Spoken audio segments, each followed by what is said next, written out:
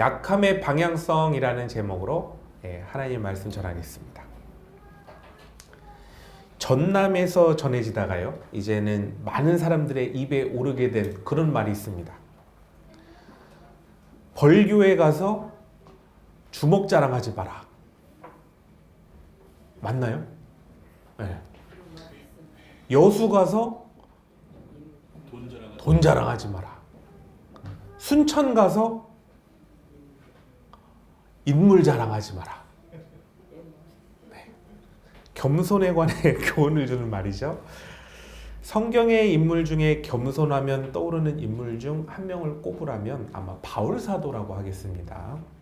그런데 오늘 본문 말씀에서는 어찌된 일인지 자신의 우월함을 감추고 가리고 늘 겸손에 대해서 강조하고 또 강조했던 바울 사도가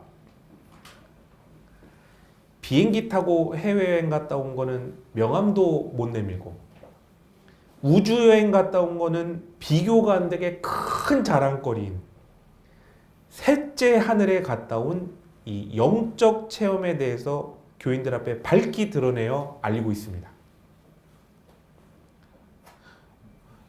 여러분들 표정이 난 어제 갔다 왔는데 그게 무슨 자랑이야, 그런 표정이시네요. 그런데 이 영적 체험 시기가요, 어젯밤 혹은 저번 주 아닙니다. 2절을 보시면요, 무려 14년 전에 했던 일입니다. 그럼 보십시오. 무려 14년간 지켜왔던 오랜 침묵을 이제서야 깨고 말하고 있는 것입니다. 그럼 도대체 교회에 무슨 일이 있었기에 14년의 침묵을 깨고 또 겸손에 대한 자신의 신념도 깨고 영적 체험을 공개하게 됐을까요?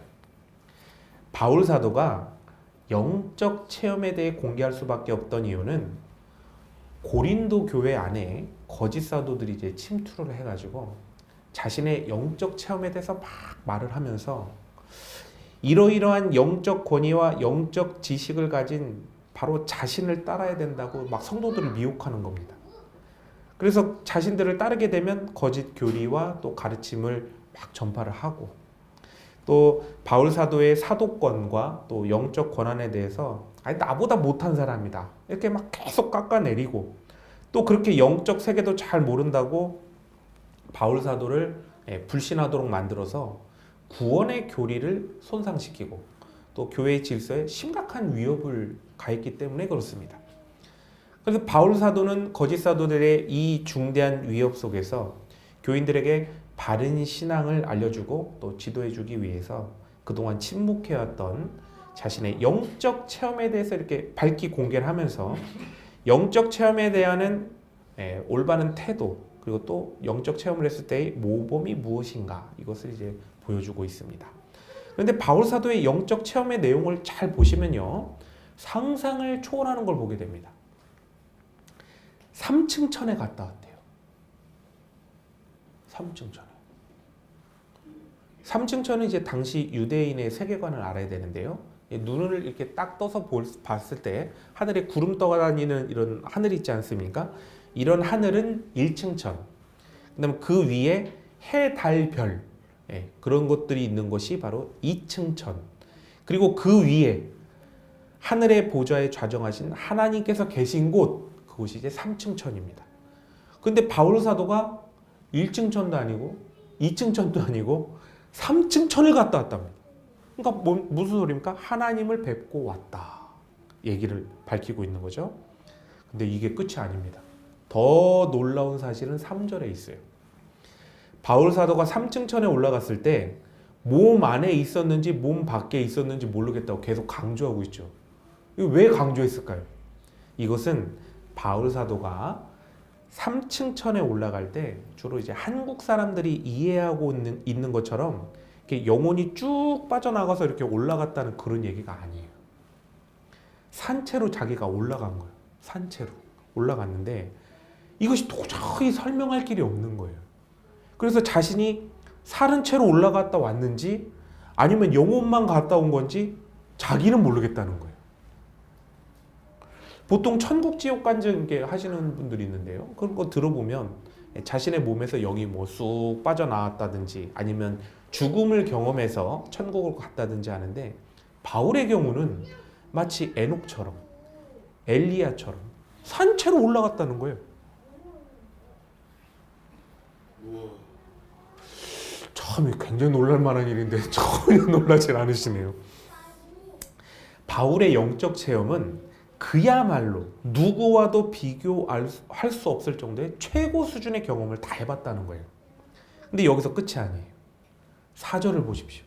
사람의 언어로서는 가히 형용할 수 없는 말, 감히 사람으로서는 말을 할 수도 없는 말, 사람으로서는 감히 받아들일 수도 없는 그런 말을 자신의 귀로 직접 들었답니다.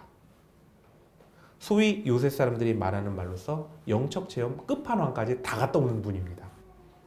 이런 바울 사도 앞에서 사이비와 이단 거짓 사도들이 자신들이 영적 체험을 했다고 교인들을 앞에서 막 자랑하면서 미혹했는데요. 바울 사도가 보면 얼마나 그것이 거짓되고 한심스럽고 가소롭게 보였겠습니까? 그런데 궁금해요. 거짓 사도들이 이용해도 이렇게 효과가 좋은데, 영적 체험이라는 간증 도구가 이렇게나 효과가 좋은데 왜 바울 사도는 이전까지 사용하지 않았을까요? 왜 사용하지 않았을까요? 좀 사용하면 좋을 텐데. 그 누구도 따라올 수 없는 영적 체험했던 간증을 하면 이단 사이비와는 비교도 못할 만큼의 엄청난 효과를 봤을 텐데, 왜 이제까지 자신이 이 영적 체험에 대해서 입을 꽉 다물고 침묵하고 있었을까요? 왜냐하면 바울 사도는 자신이 신격화되는 것을 철저히 거부했기 때문에 그렇습니다. 무슨 뜻이냐면요, 바울 사도는 교인들에 의해서 자신이 교주처럼 되는 것을 조금도 허락하지 않았어요. 구원은 사도 바울 자신이 베푸는 것이 아니라 오직 하나님께서 베푸시는 것이고, 구원의 효력이 바라는 것도 사도 바울의 능력이 있기 때문에 그런 것이 아니라 예수 그리스도께서 십자가에서 대속하셨기 때문에 그런 것입니다. 또 복음 전파도요, 바울 사도가 자신의 능력으로 베풀었기 때문이 아니라 성령님께서 인도하심에 대해 철저하게 순종했기 때문에 그런 것이죠. 워낙 해외 선교 또 이방인 선교의 독보적인 입지를 차지하던 바울 사도이기 때문에 이런 자신이 영적 체험을 이렇게 했다라는 것을 드러내게 되면 이방인들과 다른 사람들이, 교인들이 바울 사도를 교주처럼 생각해서 하나님보다 바울을 더 앞세우고 십자가보다 바울을 더 앞세우게 되고 성령님보다 바울을 더 앞세우게 될 것이기 때문에 바울 사도는 아예 그냥 철저하게 침묵으로 일관했던 것입니다. 그런데 하나님께서는 이렇게 철저하게 순종하고 자신을 낮추는 바울 사도에게 이해할 수 없고 받아들일 수 없는 일을 행하십니다. 뭐냐면요, 바로 7절 사탄의 사자라고 표현된 육체의 가시를 주셨다는 겁니다. 하나님께서 이제까지 자신이 택한 종에게 하신 그런 역사들을 쭉 살펴보면 순종하는 자를 잘 되게 하시고 거역하는 자를 안 되게 하시는 것, 이 둘 중에 하나 아니겠습니까? 근데 혹여 순종함에도 안 됐다는 어떤 그런 예를 보면 하나님께서 뭐 그렇게 하셨다기보다는 삶의 일부분에서 하나님을 거역하고 죄를 지었기 때문에 생긴 결과를 자신이 이제 맞이했던 거죠. 그런데 바울 사도는 매우 예외적입니다. 바울 사도는 하나님을 잘 따라갔음에도 불구하고 하나님께서 육체의 가시라는 나쁜 거를 처음부터 주셨다는 거예요. 이러한 육체의 가시가요, 단순한 경고로서 뭐 어떻게 한 번 아프거나 아니면 2번 아프거나 뭐 한 달에 한 번 아프거나 뭐 그런 게 아니고요, 평생을 짊어지고 가야 하는 중대한 몸의 질병으로서 죽을 때까지 고통받았다는 거예요. 그런데 하나님께서 충성된 종에게 내리신 이 질병은 단순한 육적인 고통만을 주는 것이 아니라 한번 잘 따지고 생각해 보면 사람들에 의해 사도의 권한과 또 전하는 복음에 대해 의심을 불러일으키게 하는 요인이 될 수가 있습니다. 당시 유대인들에게 질병은 하나님께서 내리시는 징벌이라는 인식이 아주 깊게 자리 잡고 자리 잡고 있었는데요. 근데 예수 그리스도의 복음을 전하는 바울 사도가 병이 낫는 게 아니라 오히려 자신의 병이 중대함으로 인해서 그가 정말 사도가 맞을까? 그가 전하는 복음이 진정 맞을까? 이렇게 공격받을 수 있게 되는 것입니다. 바울 사도는 이 아이러니한 상황에 대해 이렇게 해석하는데요. 7절, 자만하지 않게 하려 하심이라. 자만하지 않게 하려 하심이라. 교만하지 않게 하기 위해 하나님께서 이렇게 하신 것이라는 그런 해석을 한 겁니다. 그런데 하나님께서 행하신 이 아이러니한 역사를 통해 놀라운 사실을 발견하게 되는데요. 그것은 하나님의 역사는 도구로 사용하시는 인간이 강하건 약하건 아무런 상관이 없다는 것입니다. 바울 사도의 입지와 영향력이 너무나 크고 독보적이기 때문에 자기 병도 못 고치고 고통받아야 하는 바울 사도의 상태가 하나님의 영광을 가리고 복음 전파의 길을 막을 수 있다고 생각할 수 있습니다. 하지만 실상을 따져보면 그랬냐? 전혀 그렇지 않았다는 것입니다.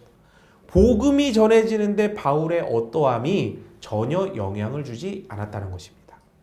인간의 어떤 강함, 인간의 어떤 약함 이런 것도 하나님의 영광을 가릴 수도 없고 막을 수도 없다는 것입니다. 때때로 자신 때문에 하나님의 영광이 가려졌다 이렇게 말하는 사람들이 있습니다.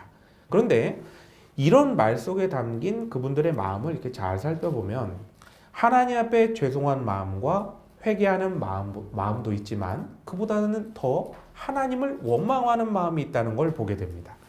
하나님 앞에 바로 서지 못했다는 또 하나님 앞에 부끄러운 마음보다는 사람들 앞에 부끄럽고 또 창피한 마음이 크다라는 것들이 자리 잡고 있는 걸 보게 되는데요.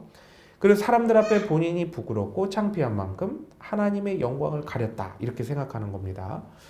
그런데 하나님의 영광을 가렸다는 이 말은 자신의 겸손이 아니라 오히려 본인이 얼마나 교만한가 이것을 드러내는 말이다라는 것을 인지할 수 있어야 되는데요. 한번 보십시오. 햇빛이 쨍쨍 막 내려지는데요. 빙수를 먹다가 빙수에 이렇게 장식되어 있는 조그만 그 우산이 있지 않습니까? 요거를 탁 펴가지고 하늘의 태양을 한번 탁 가려보십시오. 그 우산의 그늘로 내가 가려질까요? 가려지지 않을까요? 절대 못 가리는 거 아니겠습니까? 그런데 우주를 의지만으로도 창조하시는 하나님을 어떻게 내가 가릴 수 있을까요? 절대로 가릴 수가 없는 거죠. 그러니까 자신과 하나님의 크기가 비슷하다고 생각하니까 그렇게 얘기를 할 수 있게 되는 거죠. 사도 바울은 자신의 약함과 부끄러운 부분에 대해서 하나님께서 자신을 연약하게 하시고 자만하지 않게 하시기 위함이다라는 그 말밖에는 하지 않는 것을 보게 됩니다. 그리고 과거 잘못한 자신에 대해 표현하길 어떻게 표현하냐면 디모데전서 1장 15절을 보시면 그리스도 예수께서 죄인을 구원하시려고 세상에 임하셨다 하였도다. 죄인 중에 내가 괴순이라 이렇게 표현하고 있습니다. 예수 그리스도를 더럽히거나 막거나 가리는 그런 존재가 아니라 예수 그리스도에게 구원받아야 될 괴수일 뿐입니다 라고 고백했다는 것입니다. 하나님께서 얼마나 크고 위대하시고 또 자신은 얼마나 무익하고 또 무능한 존재인지 정확히 알고 있기 때문에 할 수 있는 고백을 바울 사도가 하고 있는 것입니다. 결국 하나님의 영광을 가렸다. 하나님의 영광을 가렸다라는 표현은 연약할 수밖에 없는 현실 속에서도 여전히 나의 존재가 내 속에 너무나 커서 아직도 나는 하나님께서 나의 주인 되심을 온전히 인정하지 못하고 있고 어쩔 수 없는 상황과 형편에 눌려 꼼짝 못하고 있을 뿐이다. 그러나 다시금 상황이 좋아지면 내가 하고 싶은 대로 다 하고 그것에 대해서 모든 것이 하나님의 덕입니다. 이렇게 말은 하겠다라는 그런 속마음이 내 안에 내재되어 있는 거죠. 연약함 속에 하나님의 마음을 돌려서 원하는 것을 자꾸 얻어내려 하지 말고 탕자가 아버지에게 돌아가는 것처럼 하나님 아버지 불쌍히 여겨주시고 긍휼히 여겨 받아주시고 아버지의 뜻대로 하시옵소서 하고 우리 인간들은 하나님 앞에 엎드려져야겠다는 것이죠. 사도 바울의 연약함이 복음 사역에 전혀 지장이 없다는 것을 알았고, 또한 사도 바울도 하나님께서 주신 연약함을 겸허히 받아들였다는 것도 알겠습니다.